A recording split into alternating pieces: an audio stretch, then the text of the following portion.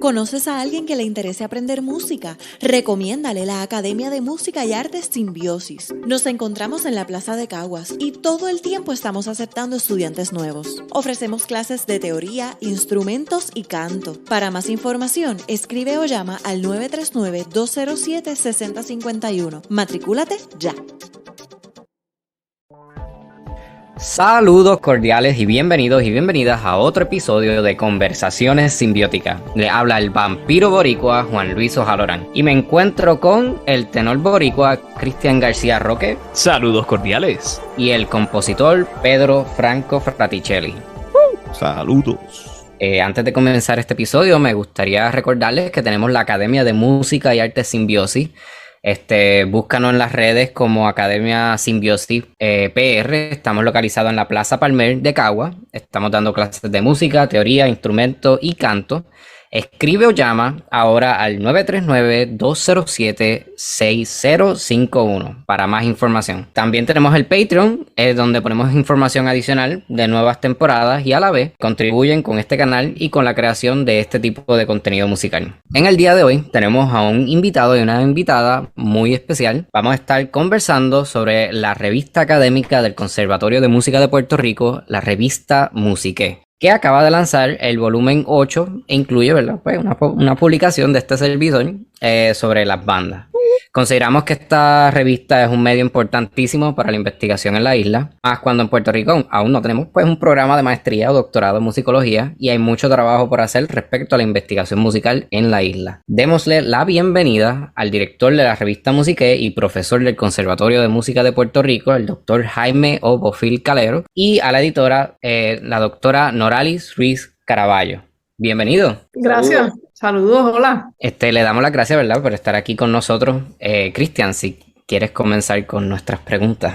Bueno, pues sí, siempre nos gusta comenzar con la pregunta clásica y es que nos dejen saber un poco de cuál es su trasfondo musical, cómo comienzan en el mundo de la música y eventualmente terminan con lo que es un PhD o un doctorado en música. Si nos pudiera comenzar la doctora Noralis, por favor. Saludos y gracias por la invitación. Bueno, pues mi camino en la música comenzó a la edad de los 7 años, cuando le dije a mis papás que quería aprender a tocar el cuatro puertorriqueño, porque vi a Mazo Rivera tocar en la televisión. Y el show de Mazo Rivera me impactó tanto que yo le dije a mami y a papi, yo quiero aprender a tocar el cuatro.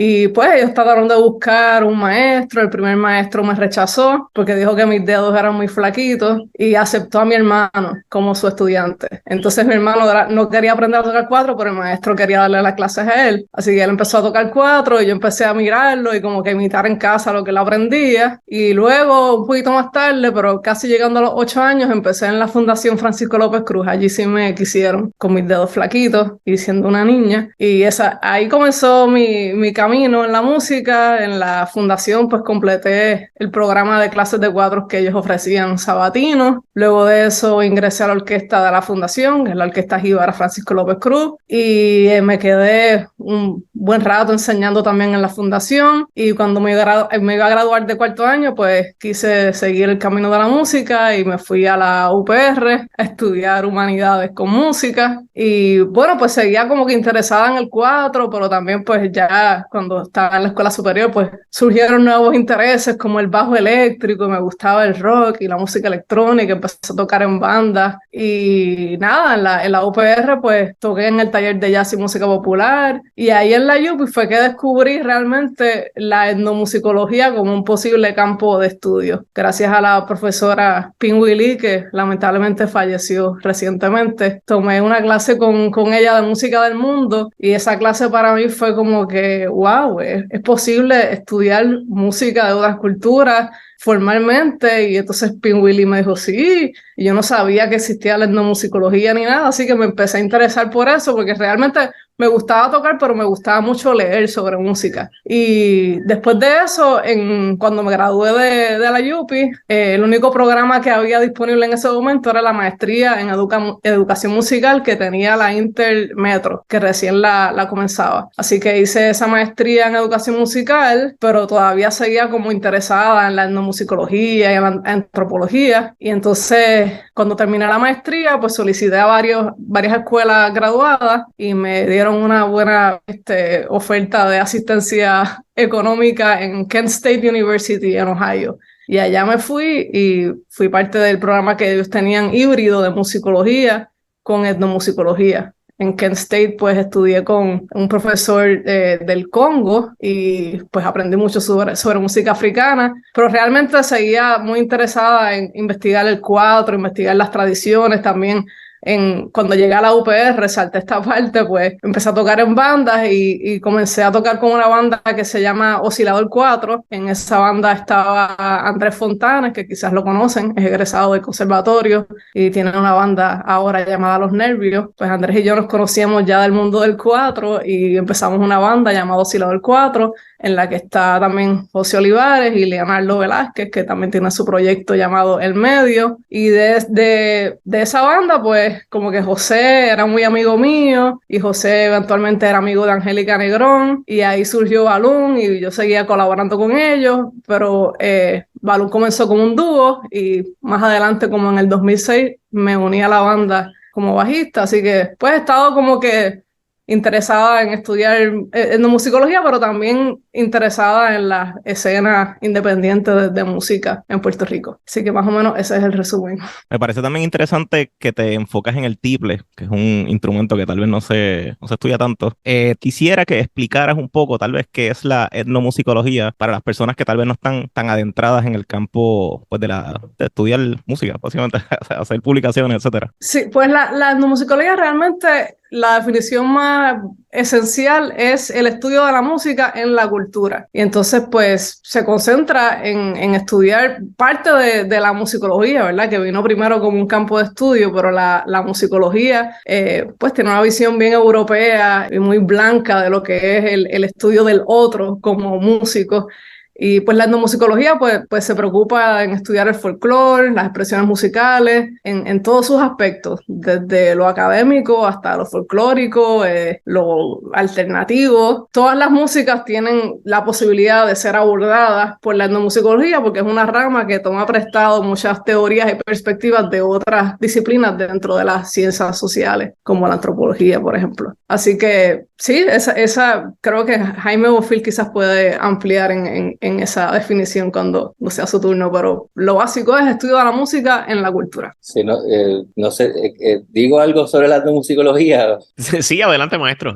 Bueno, yo creo que una de las cosas que obviamente, que Norali yo creo que ya habló un poco sobre esto, pero una de las cosas que distingue la etnomusicología de la musicología, ¿no? La musicología como un campo más histórico, ¿no? Que se llama musicología histórica, es que la aproximación es etnográfica, ¿verdad? Se hace estudios de culturas vivas, ¿no?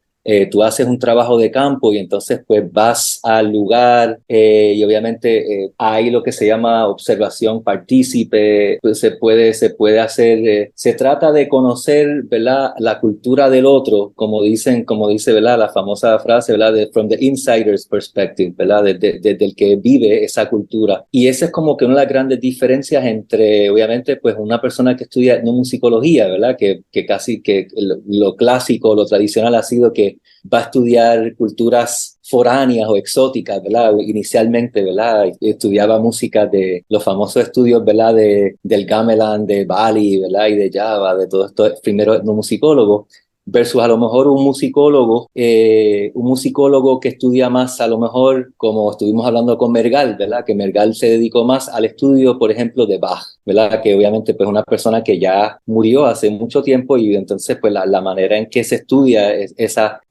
la música pues es a través de fuentes históricas, ¿no? A través de ese acercamiento histórico y en ese sentido pues son dos aproximaciones distintas, ¿no? Además de que, como muy bien dijo Noralis, pues la musicología se preocupa por estudiar lo que se llama world music, ¿verdad? Lo que llaman world music, que es la música no occidental, por por decirlo así, o la música del mundo, que para mí es como que un poco contradictorio, ¿verdad? Porque todas las músicas son del mundo, ¿verdad? Porque no estudiamos la música extraterrestre, ni la... Eso Ni mismo la estaba pensando. sí, exacto.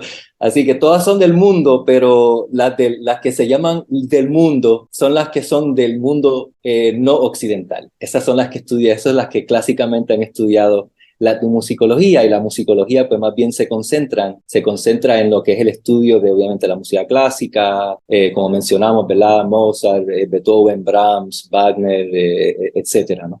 Sí, es una conversación bien interesante y yo creo que me parece que cada año que va pasando las disciplinas, lo que toca cada disciplina se va discutiendo aún más, y van naciendo más campos dentro de las mismas disciplinas. O sea, ¿verdad? Para los gustos, los sabores, hemos hablado de etnomusicología y la musicología, pero ¿verdad? Que son dos áreas tradicionales, pero también hay otras cuestiones, por ejemplo, la ludomusicología, el estudio de la música de videojuegos, la musicología, lo que le llaman el forensic musicology, musicólogos que se dedican a estudiar cosas que tienen que ver con derechos de autor, todos los casos legales que están ocurriendo, pues, o que ocurren, ¿verdad?, alrededor del mundo, los ecomusicólogos que estudian la relación de la naturaleza con la música, es un campo bien interesante. Y también hay estas cuestiones recientes donde más y más las líneas entre la musicología tradicional y la etnomusicología se van poniendo medias borrosas, donde se empiezan a utilizar estudios,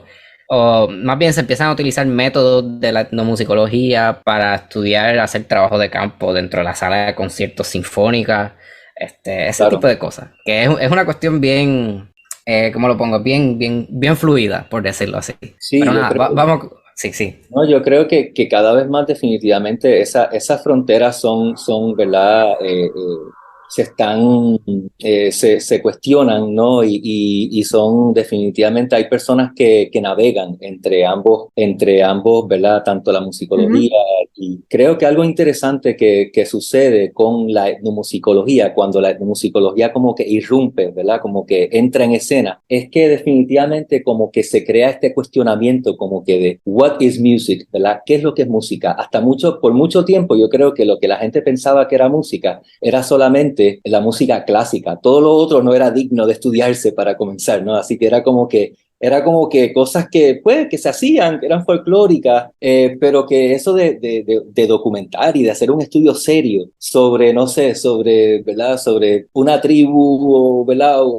Indígena del Amazonas, ¿verdad? O de personas que están por allá haciendo música en Australia, yo no sé qué, como que eso era algo un poquito raro, ¿no? Como que no caería bajo lo que es historia de la música, ¿no? Porque esas personas, para comenzar, pues a lo mejor no tenían historia porque no escribían, ¿verdad? No escribían su música, sino más bien se transmitía de manera oral. Así que eso es como las grandes críticas que yo creo que siempre se le ha hecho a estas otras tradiciones, y creo que la etnomusicología pues como que da ese ¿verdad? Como que da ese primer paso a desestabilizar lo que es, ¿verdad? Como que, so what is music? ¿Qué es lo que consideramos música, verdad? Bueno, mucha gente, ustedes saben, porque ustedes participan de lo que es la música, de lo que, dentro de la misma música clásica, ¿verdad? Está lo que es el canon, ¿verdad? Que obviamente, pues hablamos ya de Beethoven, Mozart y Brahms, y casi siempre lo que queda un poco antes de ellos, ¿verdad? Bueno, Bach obviamente se salva y muchas personas del barroco, pero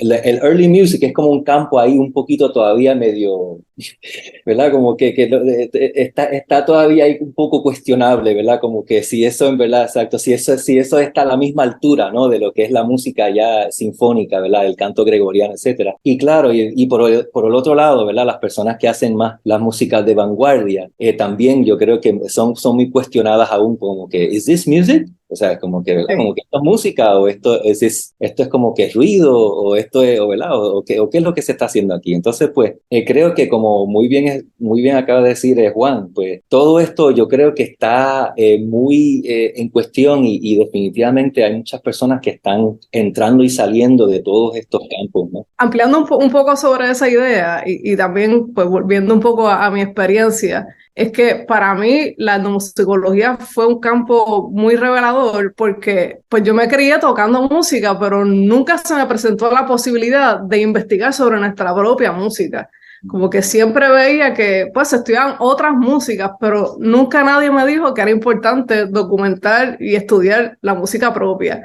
Y cuando tuve eso, que ahora mismo yo lo pienso y es como un principio tan básico, pero yo llegué a la universidad y no tenía ese pensamiento, o sea, vivimos en una cultura que desafortunadamente pues no se ha ocupado por investigar mucho sobre su historia musical. O sea, en años recientes hay muchísimos esfuerzos, pero quizás hace 20 y tantos años, cuando yo entré a la universidad, pues tú eres músico, pues tú vas a tocar y ya, no es tan importante documentar o investigar o plantearse preguntas sobre por qué es la música de nosotros de la forma que es. No, y peor así, yo diría que ni se incentiva. O sea, yo diría que Bofill tiene una gestión bien importante, porque cuando yo estudié en el conservatorio, si no fuera por profesores como Bofill, yo no hubiera tenido la inquietud tampoco de mover la música puertorriqueña o de incluso hacer música puertorriqueña. O sea, interesar, la cuestión del interés como que no está ahí, como que uno se ocupa de tocar y ya, así que como señala Pedro, es muy importante que el conservatorio preste estos espacios para promover la investigación también entre sus estudiantes. Sí, yo me recuerdo, yo fui estudiante del conservatorio y yo me recuerdo que profesores cuando yo estudié, y también yo estudié en la UPI, me recuerdo que para mí los cursos de historia, tengo que admitir, ¿verdad? Y a lo mejor después ustedes pueden editar esto, pero para mí también era como que, ¿qué yo estoy haciendo aquí en este curso de historia? Yo tengo que estar practicando mis escalas. O sea, yo estudié guitarra con Juan Sorroche, luego con Egúlvida, y para mí estos cursos así como que más bien que eran de lectura y de escribir sobre la música, era como que, no, yo lo que estoy estudiando es ejecución, yo no necesito nada. Como que para mí era un poquito la cuestión había definitivamente como un conflicto ahí, ¿verdad? Hasta que poco a poco pues fui cayendo en cuenta, ¿no? Que sí, que era importante y obviamente tenía mucha relevancia, ¿no? El estudiar el contexto, porque pues sí, uno entiende mejor la música que está tocando. Así que, de hecho, sí. y es la actitud de muchos músicos, incluso a veces también esperan demasiado de los compositores estudiantes. O sea, uno está también ahí para aprender, y a veces cuando tú haces una pieza para un músico, la actitud es bien distante. Es como que, ok, esto está lleno de errores, esto no se toca así, no lo quiero tocar. O sea, no hay esta actitud de, ok, espérate, esto es música nueva, ¿cómo le puedo ayudar? Como le digo, mira, esto se escribe así para que se entienda mejor. O sea, esa actitud más receptiva, a veces parecería que hay como una pared que, bueno, no debería ser. Totalmente. Sí. La apertura también para tocar música de compositores vivos es algo que yo creo que es mucho más visible ahora, que se toquen obras de compositores que están estudiando, porque pues cuando yo crecí, pues nada, uno tocaba las obras de compositores que estaban muertos ya,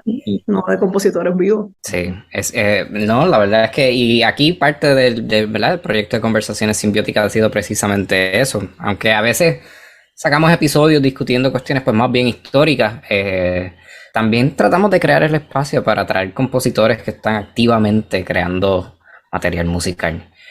¿Verdad? Para continuar con el episodio, Bofill, si nos puedes hablar un poquito sobre, ¿verdad? Sobre tu background etnomusicológico. Sí, bueno, yo comencé en la música estudiando guitarra clásica, y yo hice entonces estudios en la Universidad de Puerto Rico con Juan Sorroche, pero yo también hice historia ahí en la UPI, que yo entiendo que eso me dio un background en las humanidades que luego me dio obviamente pues ¿sabes? Me dio muchas de las destrezas investigativas que luego iba a utilizar. Pero yo en ese entonces, yo lo que quería, yo estaba haciendo historia y me interesaba, pero más me interesaba obviamente la guitarra y tocar Tárrega y Fernando Sor y todo ese tipo de música. Luego entré en el conservatorio y estudié con Egúlvida, que es una gran figura en lo que es la guitarra en Puerto Rico, y siempre lo veía él con la pipa y una persona así tan seria.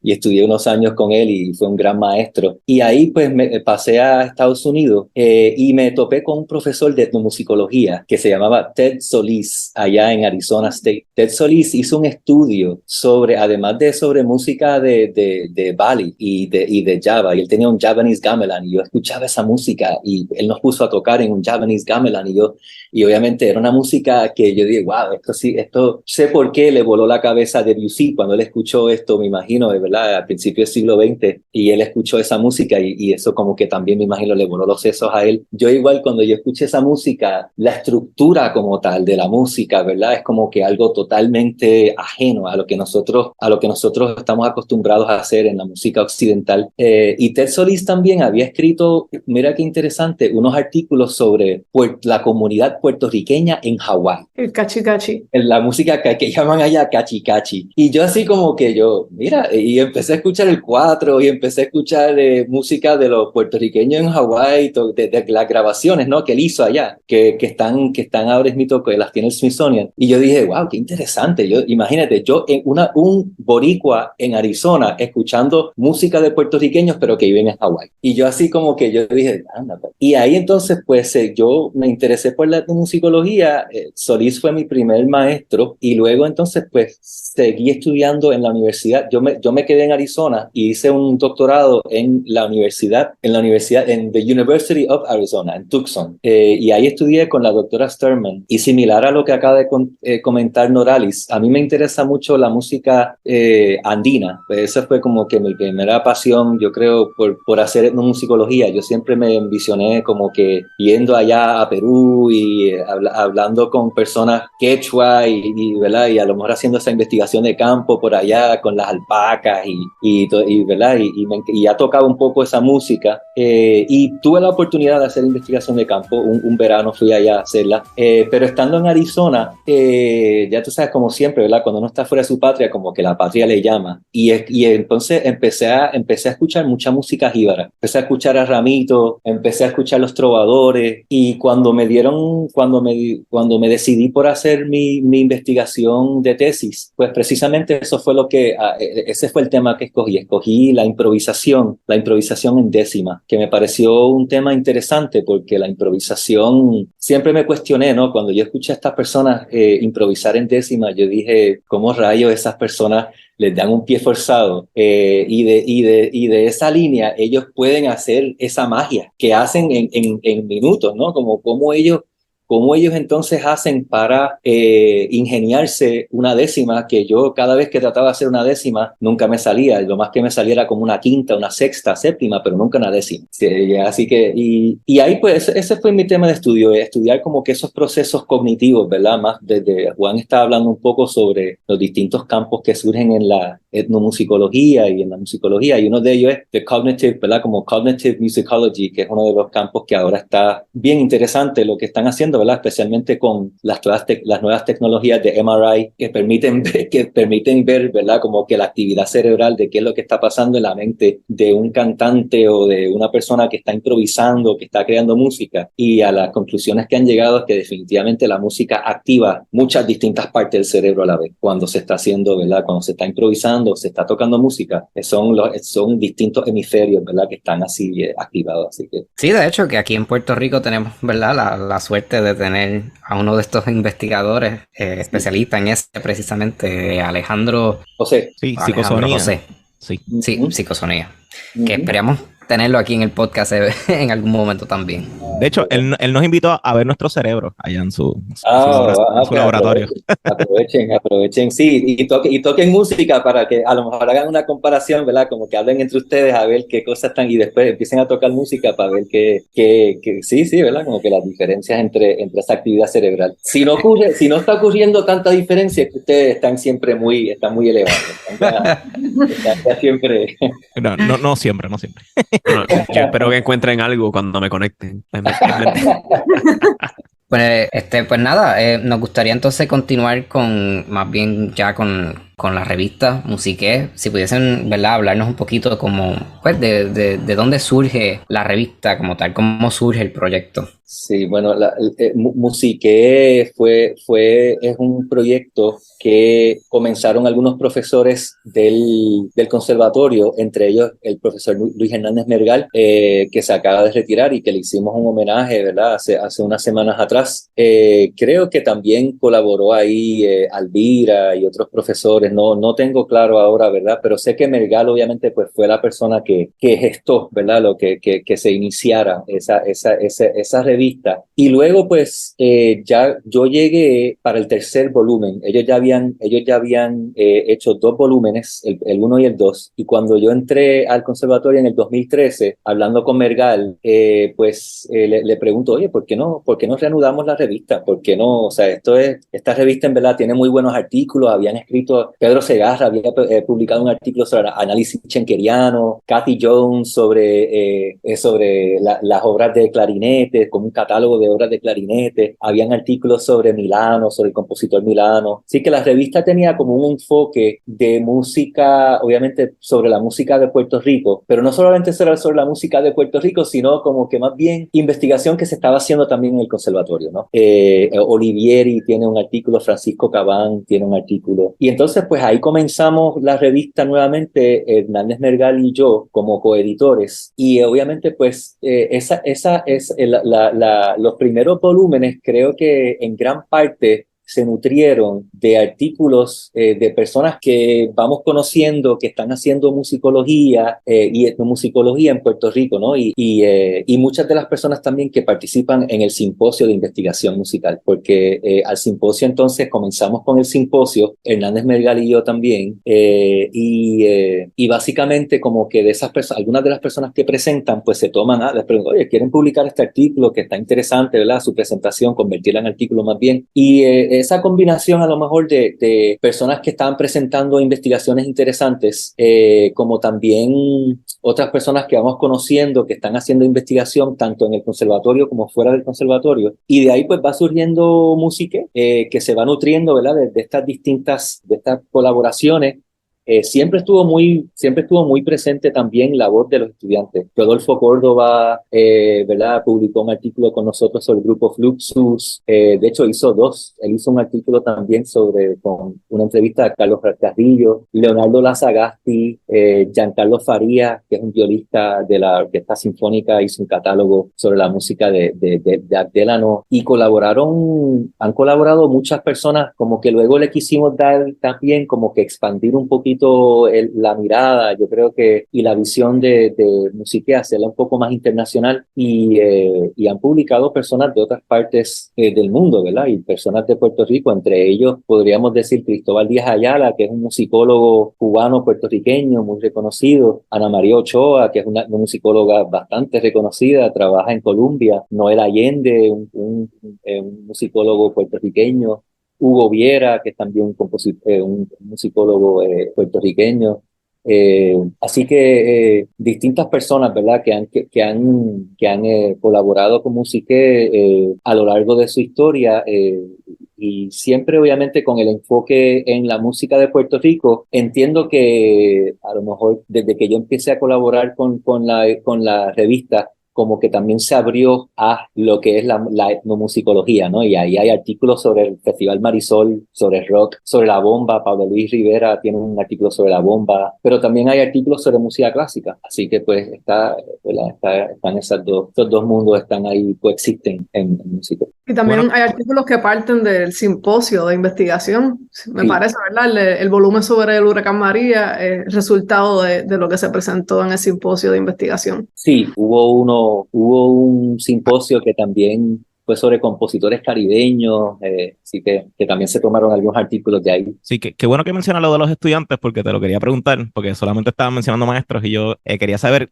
cuándo fue que abrieron entonces, pues para que los estudiantes también pudiesen publicar, o sea, o siempre fue algo bien importante que los estudiantes también tuvieran ese medio para publicar sus propias investigaciones. Sí, yo creo que sí, yo creo que siempre a lo mejor habría que mirar nuevamente esos primeros 2 volúmenes, a lo mejor comenzaron así, solamente solamente están presentes a lo mejor artículos de profesores, pero desde el volumen 3 en adelante entiendo que primero que necesitábamos material, ¿verdad? Así que y también yo comencé entonces a dar el curso, yo heredé el curso que daba William Ortiz el compositor, que se llama Historia de la Música en Puerto Rico y el Caribe. Entonces, ese curso ha sido fundamental también para obviamente, entender un poco la trayectoria de Musiqué, porque hay muchos artículos que han salido también de lo que es, esas investigaciones estudiantiles que se hacen, ¿verdad? Tú les das el pie forzado en el salón. Perdón. Les has dado el pie forzado en el salón para que hagan sus investigaciones y Claro, sí, porque desarrollado trabajos muy completos a partir de un trabajo asignado en clase. Y siempre es bueno, ¿no? Porque creo que cuando uno pasa por el proceso editorial, ¿verdad?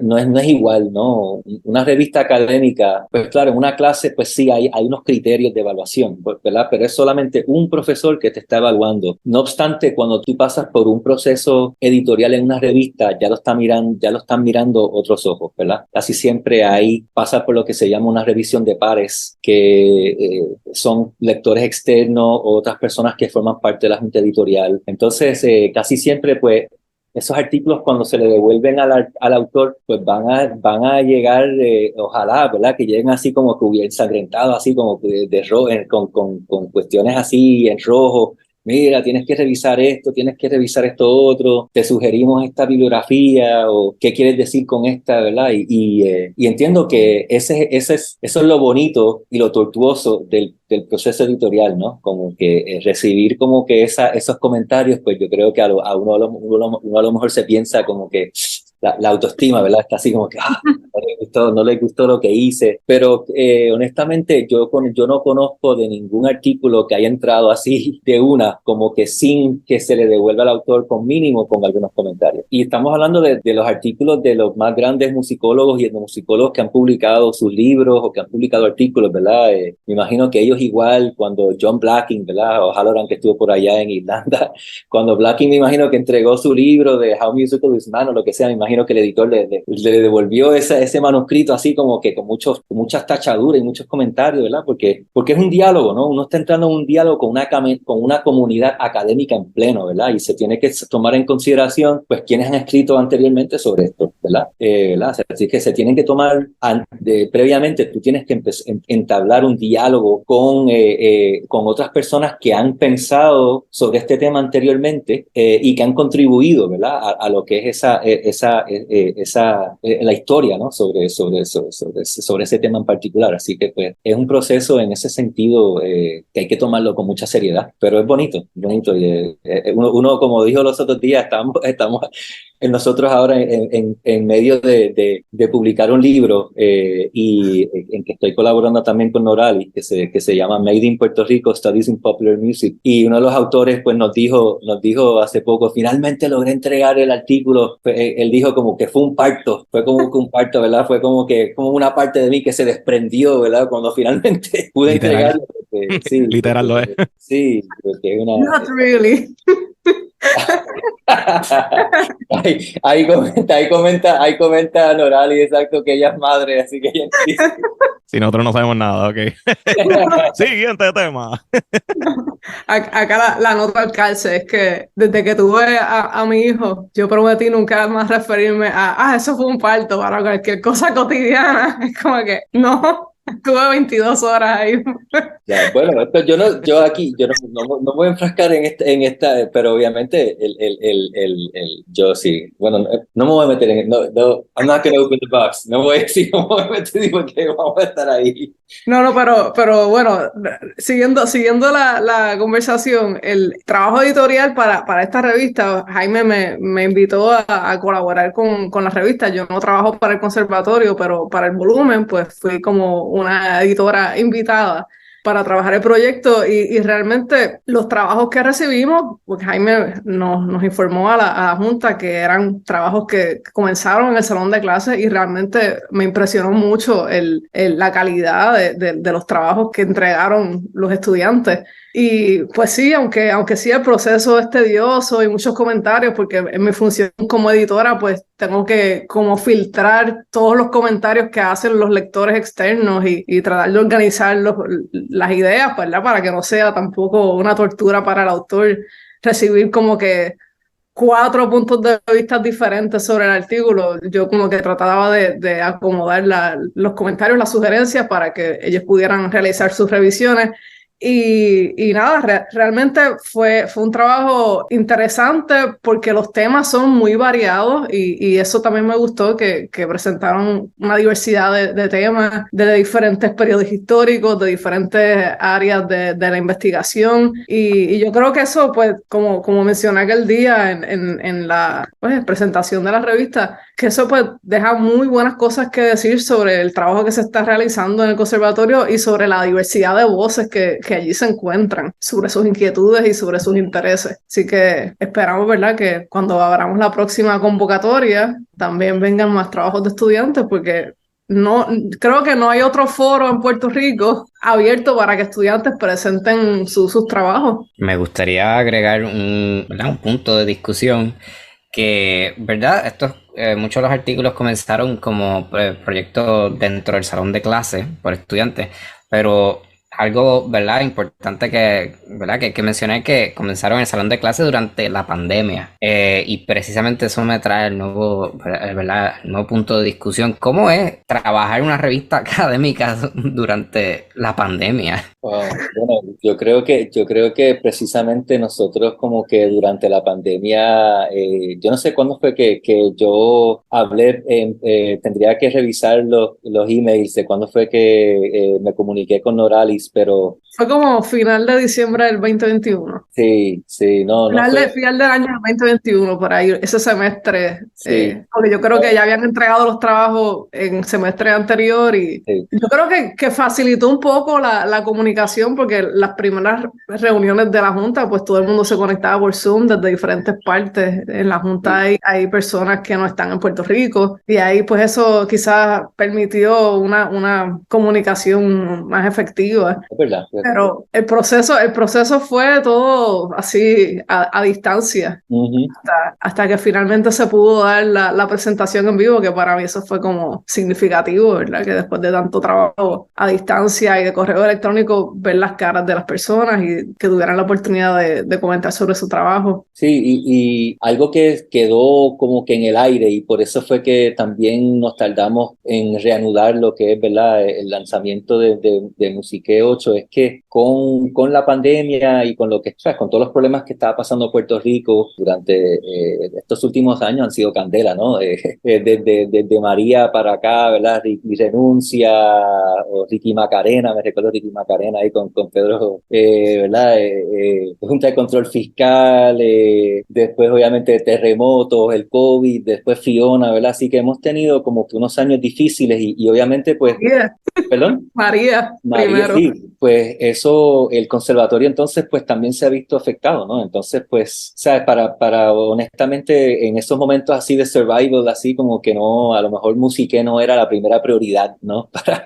Para el conservatorio, ¿no? Sino que era como que ponerse al día con las clases, con cómo poder transicionar a lo que es este mundo virtual, por ejemplo, ¿verdad? Pero poco a poco pues lo fuimos trabajando y entonces pues la página de Musiqué había quedado también olvidada porque el conservatorio, no me recuerdo en qué año fue, yo creo que fue hace 2 años, que cambió su página web. Y al cambiar la página web, obviamente, ¿cómo diríamos? La palabra sería Actualizar, no sé, hizo un update.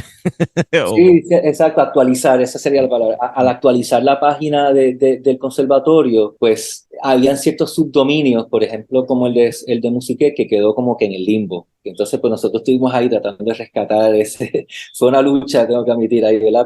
Para volver a traer a Musiqué desde ese purgatorio y que estuviese con nosotros aquí otra vez. Y me sentí muy mal en el sentido de que, pues hay muchas personas, como acabo de explicar, que no solamente colaboradores, sino muchas personas que han trabajado con la revista en la junta editorial, personas de otras partes del mundo, Luis Gabriel Mesa de Colombia, Juan Eduardo Wolf de Oregon, Sharon Dudley. O sea, nosotros hemos tenido personas en la junta editorial que no están en Puerto Rico y que entonces ellos obviamente pues esperan, ¿no? Que su trabajo pues esté visible, ¿no? En el internet.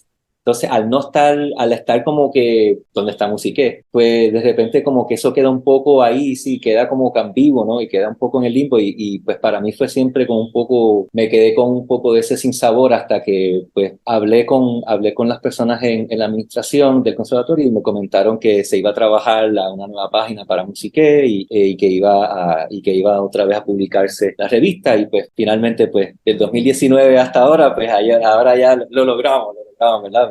Pero estamos ahí, estamos así. ¿Y cuál es esta nueva página para la revista? Pues la nueva página la pueden encontrar en cmpr.edu/en/musique y ahí pues aparece el volumen actual, que es el volumen 8 y aparece en archivo de volúmenes, aparecen todos los volúmenes anteriores, ¿verdad? Del 1 al 7, que los pueden descargar ahí. Y esto es acceso libre. Acceso libre, gratuito, total, sí. Cool. Que no todas las revistas académicas en el mundo de la música son de acceso libre. Es así. No todas son open access y esta pues nosotros hemos buscado, ¿no? Para tener algo de presupuesto también para poder sí, así que pues poco a poco pues Musiqué vamos ahí. Lo que nosotros nos gustaría en un futuro es, ahora que ya la tenemos nuevamente publicada, es indizarla en las bases de datos académicas, ¿verdad? Como EBSCOhost, etcétera, o Redalic, una de Latinoamérica, o Cielo, etcétera, para que tenga obviamente mucho más visibilidad para ese mundo académico en Latinoamérica. Ese es el próximo paso que yo creo que... Ese es el Google de la academia, por decirlo así. Sí. De hecho, yo iba a mencionar, yo iba a dejar esto como que para después de la entrevista, pero pues lo puedo poner aquí, ¿verdad? Para cualquier oyente que esté haciendo su investigación y necesite un buen recurso. Hay este musicólogo que se llama Matthew Frank. Él creó básicamente una base de datos de revistas académicas alrededor del mundo que son open access. Entonces, básicamente tú vas a la página de él, verifica la lista, entonces tiene toda una base de datos de un montón de revistas alrededor del mundo. Entonces pues te menciona si están activas, si no están activas, si tienen páginas, si no tienen páginas, cuál fue la primera publicación, cuál fue la última publicación, si son lo que le llaman peer reviewed, si no, o si es libre, si tienes que pagar alguna cuota para hacer tu publicación, pero todos son libres de acceso, son open access. Y él tiene una forma para contactarlo, para someter una propuesta para que se incluya, ¿verdad? Alguna revista académica de alguna institución, etcétera. Así que lo menciono por si les interesa agregarla ahí. Claro, pues ya ahí bueno, vamos a tener que comunicarnos con Matthew Frank. Definitivamente. Para beneficio, ¿verdad?, de las personas que están afuera de este ambiente académico, ¿qué es una revista pues académica y en qué se diferencia de una revista de esta popular, no sé, una TV Guía o algo así? Bueno, lo que distingue a una revista académica de cualquier otra publicación es que los artículos que se someten atraviesan un proceso de revisión de pares. Algunas revistas tienen revisión de pares y otros tienen lo que llaman blind peer review, en el que se permanece anónimo quién es el evaluador y quién es el autor.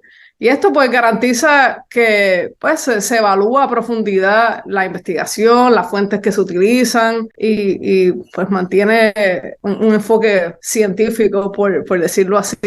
Pero realmente esa es la diferencia entre una revista académica y digamos un blog al que uno puede enviar un artículo y solamente el editor pues decide si se publica o no se publica. Aquí pues no es decisión de una persona si se publica o no se publica, tiene que pasar un proceso de arbitraje en el que se determina si se va a publicar o no se va a publicar un artículo. Sí, que muchas veces uno cuando va a buscar información tal vez histórica o técnica de algunas cosas musicales, lo que hay son blogs, un montón de blogs alrededor. Y pues eso no tiene pues las fuentes o tal vez pues no tiene el filtro correcto. Sí, puede ser el criterio de cualquier persona que escribe lo que sea en su página, que también está bien y tiene su público, pero en las revistas académicas se caracterizan porque hay un proceso de evaluación un poco más riguroso. Pregunta, además de Musique, ¿hay otra revista académica musical en Puerto Rico? No musical, pero la Ana G. Méndez tiene una revista Cruces que publica también trabajos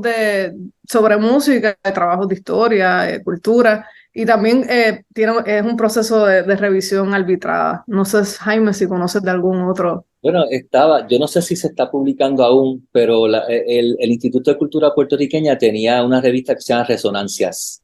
Pero no sé en qué ha quedado, no he visto una última publicación de ellos. Sé que ellos sí han publicado ciertos libros en el Instituto de Cultura Puertorriqueña sobre música, pero eso ahí esa era, y la revista del Instituto de Cultura Puertorriqueña, antes pues, se publicaban artículos de música, pero exacto, no, ahora actualmente en Puerto Rico no creo que el Musiqué, como una revista académica y como lo que acaban de decir, pues existen distintos blogs, ¿verdad? Que si Luciano Quiñones tiene su blog sobre la danza, el proyecto del 4, William Cumpiano sobre la música jíbara, ¿verdad? Como que, pero así el mapa musical. El mapa musical de Puerto Rico. El mapa musical de Puerto Rico, ¿verdad? Pero ¿qué es eso del mapa musical? No lo conozco. El mapa musical de Puerto Rico es un proyecto que comenzó un colaborador de nosotros que se llama el doctor Hugo Viera Vargas. Él comenzó un proyecto que pues pretende presentar la historia de Puerto Rico, creo que desde hasta los 40, hasta 1940, la música popular hasta 1940, y es como un mapa donde se presentan diferentes géneros, donde se interpretaban, y es un proyecto que está en continuo desarrollo, todavía pues Hugo lo mantiene, está tratando de buscar fondos para traducirlo al inglés y para pues, que podamos expandir esa línea de tiempo a que cubra hasta el presente. Pero si buscan en Google Mapa Musical de Puerto Rico, es un proyecto en el que también Jaime y yo colaboramos como escritores. Sí, sería, el mapa musical es como un blog, pero académico, en el sentido de que las personas que colaboran, pues son especialistas en el tema de la música y pasó por un proceso de edición, o sea, no fue como que la gente sube así, como que se publica lo que la información, sino que antes de publicarse, pues pasa por un proceso de curaduría y entonces, pues eso entonces se va subiendo a la página y tiene distintos géneros desde, ¿sabes? Como que así en orden cronológico, desde el 1850, pues qué estaba pasando con la danza, ¿verdad? Lo dividen a través de género, ¿verdad? ¿Qué estaba pasando con la danza en el 1850? La bomba, sí. Etcétera, y así hasta de los 1850 hasta el 40, la plena, la bomba, la música jíbara. El plan es seguir expandiendo eso, que cubra hasta las expresiones contemporáneas de la música de Puerto Rico. Sí, o sea, yo no sabía nada de esto y yo estoy en el conservatorio, o sea, wow, nice, gracias. De nada, gracias a Hugo por la idea. Bueno, ¿verdad? Ya estamos llegando a la conclusión, ¿verdad? De nuestro episodio, ¿verdad? Si nos pueden, ¿verdad? Repetir nuevamente donde los oyentes pudiesen encontrar la revista Musiqué volumen 8 publicada. Y los otros volúmenes también, léanlos todos. Sí, se encuentra en la página del conservatorio, pueden ir a la página del Conservatorio de Música, que es cmpr.edu, pero específicamente si van a cmpr.edu/en/musique, ahí les va a salir en la revista. Que se escribe M-U-S-I-K-E. Exacto, música, sí, viene del griego, eso fue una invento ahí de Mergal. Fíjate, me gustaría preguntar, ¿verdad? ¿De dónde sale Musiqué? ¿Es como musiqué, como de qué es música o no tiene nada que ver y es simplemente un dialecto de algún lado? Bueno, pues musiqué precisamente dice aquí, y voy a citar desde la misma página, dice, estas son las palabras de Hernández Mergal, dice: el nombre de la revista, Musiqué, término griego para el arte de las musas, refleja una visión amplia de la música que abarca todo tipo de géneros, enfoques desde la musicología, los estudios de música popular, hasta la musicología histórica, la teoría, el análisis y la educación musical. Así que sí, Musiqué, así como Musiqué, con K, pues viene del griego como tal. Perfecto. Pues, ¿verdad? Nuevamente le damos las gracias por estar aquí con nosotros. ¿Verdad? Antes de despedirnos, ¿verdad? Jaime, si nos puedes dar, ¿verdad? Tus redes sociales, donde la gente si se quiere comunicar contigo directamente, ¿cómo lo pueden hacer? Sí, yo tengo que admitir que yo con las redes sociales yo estoy medio en la edad de piedra, pero sí tengo Facebook y sí tengo email, que me pueden escribir siempre al email, ¿verdad? jbofil@cmpr.edu es el institucional, o jaimebofil, todo seguido, @hotmail. Yo todavía uso Hotmail. Y ahí me pueden conseguir. Excelente. Noralis, ¿dónde la gente te pudiese conseguir, comunicarse directamente contigo? Pues en Instagram soy la damita del tiple y también soy parte de la banda Balloon. Balloon Band. Ahí también pueden seguir la banda y ver lo que estamos trabajando. Perfecto. Pedro, ¿dónde la gente te pudiese seguir? Bueno, me pueden buscar en Instagram como PeterFranks7, por mi nombre en Facebook, Pedro Manuel Franco Fraticelli. Cristian. Bien fácil, en Instagram como Tenor Boricua. Yo soy, pues, en Instagram me pueden conseguir como El Vampiro Boricua. En Facebook me pueden conseguir como Juan Luis Ojalorán Acevedo. Tenía Twitter, ya me cansé de Twitter. Elon Musk me quitó las ganas, así que no, ya no hay más Twitter. Pedro se ve completamente decepcionado, pero... Sí, realmente no es lo mismo, te entiendo. Sí, eso pasa. Al podcast lo pueden encontrar como Conversaciones Simbióticas en Facebook, Simbiótica Pod en Twitter y Instagram. Pues... Espérate, entonces, hasta antes la de que próxima. termine... Okay. Yo quería decir algo también, pero Pedro, dale. Ay, qué presión. Ok, lo voy a decir. Nada, que realmente quiero invitarle a todas las personas que lean este volumen de Musiqué. Tiene artículos pues, de Juan Luis Ojalorán, que tienen que leerlo, obviamente, sobre las bandas en Puerto Rico. Tienen publicaciones de Agustín Muñoz, que es otro compositor puertorriqueño, que a mí me encanta Agustín. Saludos a Agustín. De hecho, Agustín fue parte de Simbiosis en algún momento. Luis Ruiz Pacheco también, peruano que estudió conmigo. Saludos, Luis Pacheco.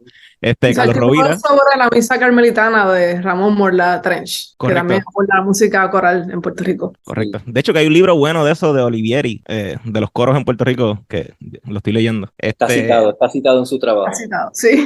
Nice. Y Carlos Rovira también, que es pana. Saludos a Carlos, guitarrista. También Luis Quintana, que es otro compositor importante ahora mismo, que tal vez no se habla mucho de él, pero próximamente se va a comenzar a hablar más de él. Nada, hay muchos compositores por ahí. Me gusta esto. Y quiero decir que Quintana de hecho estuvo bien interesado precisamente en conectar con Puerto Rico porque él vive en Francia y él no buscó ¿verdad? En el conservatorio, mira, quiero publicar este artículo porque yo, ¿verdad? Así que a mí me gustó mucho también que él tuviese esa participación precisamente porque pues, es una persona, ¿verdad? Así reconocida de la diáspora, compositor puertorriqueño reconocido y que entonces de esta manera pues reconecta, ¿no? Con la academia y con la música en Puerto Rico, así que... Nora Lija, adelante. Era eso, que no habíamos hablado de la tabla de contenido. Pues súper. Bueno, pues nos vamos despidiendo. Al podcast lo pueden encontrar en Facebook como Conversaciones Simbióticas y en Instagram igualmente como Conversaciones Simbióticas. Nuevamente le damos gracias a Jaime Bofil y a Nora Ruiz por estar aquí con nosotros para discutir ¿verdad? La revista académica Musiqué, y nuevamente le invitamos a que pasen por la página y le den lectura a cada uno de los artículos ahí. Pues nada, Pedro, Cristian, Norali, Jaime, será hasta la próxima. ¡Wow! Hasta la próxima, cool. Hasta la próxima. Wow.